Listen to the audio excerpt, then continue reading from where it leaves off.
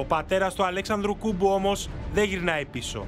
Ο γιος του θυμάται τα τελευταία του λόγια ενώ πάλευε να κρατηθεί στη ζωή στο νοσοκομείο. Δεν σκοτώθηκα στην Αλβανία που έπρεπε να σκοτωθώ, που πολέμησα για την πατρίδα, και να σκοτωθώ μέσα στην Ελλάδα, μέσα στην Ομόνια. Αυτό ήταν το παράπονο του. Στο φάκελο του Εθνικού Ιδρύματος Ερευνών αναφέρεται: ο Ανδρέας Κούμπος δέχτηκε πυρά από μυδράλιο τεθωρακισμένου στην οδό 3η Σεπτεμβρίου.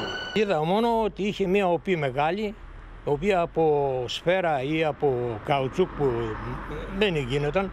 Και εμένα ο διοικητής μου είπε ότι μην κάνεις τίποτα, ούτε μηνύσεις τότε για το που έγινε η δίκη του Πολυτεχνείου, ότι εγώ σαν πατέρας θα σας υποστηρίξω, θα σας κάνω ό,τι θέλεις, εγώ θα είμαι εδώ.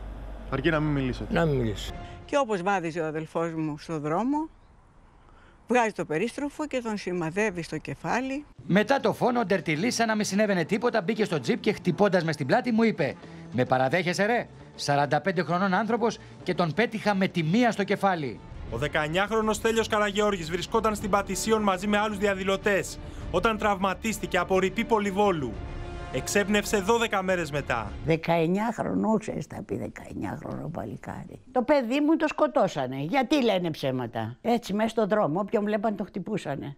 Πρώτα χτυπήσαν το παιδί μου και ύστερα κατεβαίνανε. Γύρω από το Πολυτεχνείο ήταν εκεί που έγινε η σφαγή. Για την κατάληψη του Πολυτεχνείου έγινε όμως, δεν έγινε για κάτι άλλο. Μέχρι τα Λιώσια βρέθηκαν νεκροί που πιθανότατα τους είχαν δολοφονήσει στο κέντρο και πήγαν μετά και τους πέταξαν στα προάστια της Αθήνας.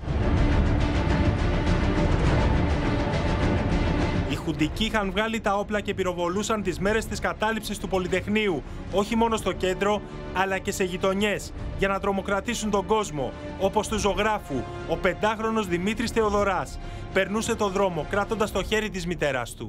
Σε ένα πολυβόλο πάνω στον Άγιο Θεράποντα που είναι λίγο ύψωμα και από εκεί ρίξανε 3 σφαίρες και μία βρήκε το γιο μου. Ρίξανε κατευθείαν με ευθεία βολή μέσα στην πλατεία.